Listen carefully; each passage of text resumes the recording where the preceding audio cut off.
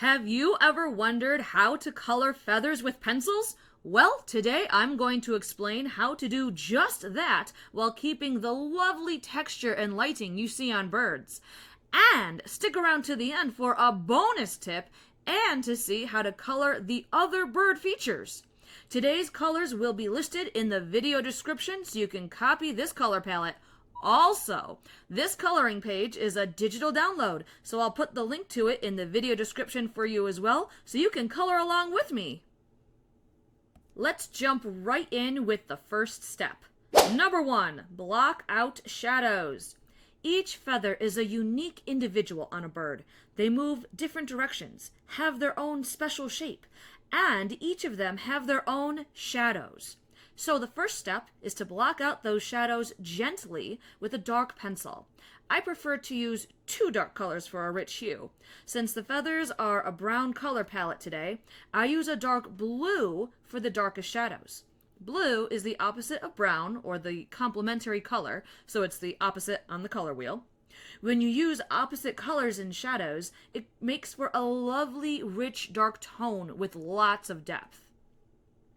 But be careful. Do not press hard on the pencil. We don't want to fill the tooth of the paper yet. Blocking out the shadows with the dark blue and dark brown gives an idea of lighting. It instantly adds a sense of volume, and these shadows will guide the rest of the coloring.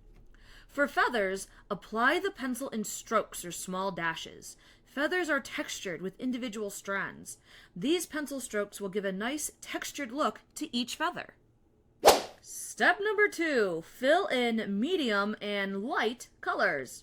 I often say coloring grayscale or realism is as easy as 1, 2, 3. Start with 1 dark color, 1 medium color, and 1 light color.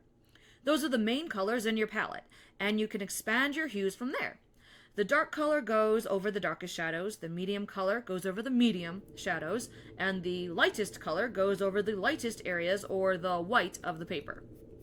After we have the shadows all blocked out, apply a medium dark color. This color is the bridge. It connects the shadows with the lightest parts of the feathers. Still applying with pencil strokes or dashes, you are almost pulling the shadowed areas to the lighter areas with the medium pencil color. Stay away from the lightest parts of the feathers with the medium pencil. You still want the white of the paper to show in the lightest areas.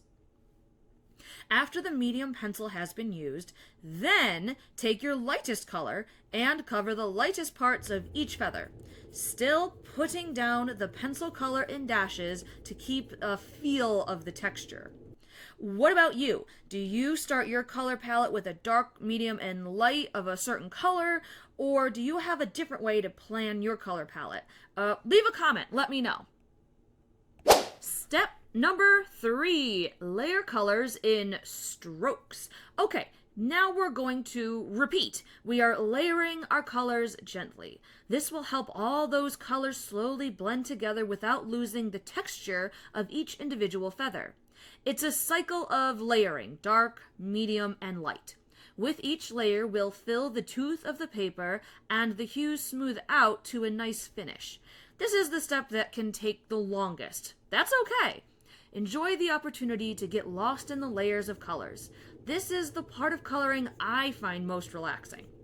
So for all this pencil layering, I'm using 2 important tools: soft pencils and thick paper. The pencils today are Prismacolor. They have a soft core with a vibrant pigment. I chose them for this image because they layer well. Prismacolor aren't the most luxurious or expensive pencils out there, but they're not the cheapest either. The paper today is a Hoo mixed media paper. It's super sturdy, thick paper at 120 pounds, so it can take a lot of layers of color. I also chose this paper because I'm planning on coloring the background with markers, so this is a good option for using several different mediums. Oh, and I'll put the links to the pencils and paper in the video description for you if you want to go check them out. Number 4, add white highlights. Finally, add the white highlight. So the first step was to block out shadows. We build up the colors carefully. And now it's time to add a touch of shine to each feather. A soft white pencil adds a gentle bit of extra highlight to the lightest part of each feather. The lightest section is often the very edge of the feathers, where they stand out from the body and catch the most light. But remember to apply the white in small dashes, just like all the other colors. You don't want to lose all the lovely texture that you built up in each feather. If you want really bright white highlights, you can go back with a white pen, but I enjoy the soft look of only pencils in this image. Okay, so those are the 4 basic steps you need to start coloring feathers, but I promised you a bonus step and coloring the other bird features. Before I share all that with you, if this video is helpful or inspiring on your artistic journey, be sure to subscribe to my channel so you don't miss the next video. And if you really want to go next level, then sign up for my monthly studio newsletter. You'll get freebies like free coloring pages, the latest drawing and coloring tutorials, and special access to coupons and sales in my coloring shop. The link to my newsletter is in the video description. And here is the bonus tip.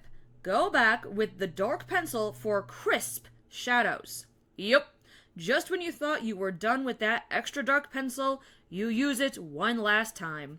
The extra touch of really dark color will help make those feather edges extra crisp.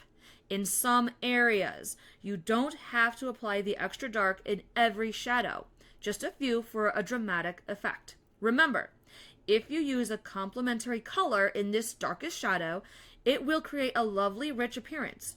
Don't go overboard doing this step. It's for emphasis only. Alright, those were the large feathers. The small feathers on the bird's head are going to follow similar steps. Block out the shadows gently in small sections. Fill in the colors with medium and light hues. Because the head feathers are white, I'm going to let the white of the paper do most of the work and use way more white pencil in this area. The head feathers are so small you can't see individual feathers, so instead go for sections of shadow and highlights. And apply the colors in small dashes over the entire head to create a feel of texture. And since we're coloring a bird, I have to quickly address beaks, talons, and eyes. Same color rules apply. Use dark, medium, and light colors. Block out your first shadows gently so you have a sense of lighting. Build up layers with medium and light tones, and use a white pencil for white highlighting. But since these areas are a bit shiny, you can totally use a white pen for some extra white effects. You can always go back over the pen with a light pencil to soften the white lines from the pen. Marvelous! Those are your 4 basic steps for coloring feathers, and I know some of you are saying that you want to go next level, especially with your coloring skills. Well, there's a playlist for that. Go check out my playlist on YouTube, all about different coloring techniques called Color Like a Pro. And as always, stay creative!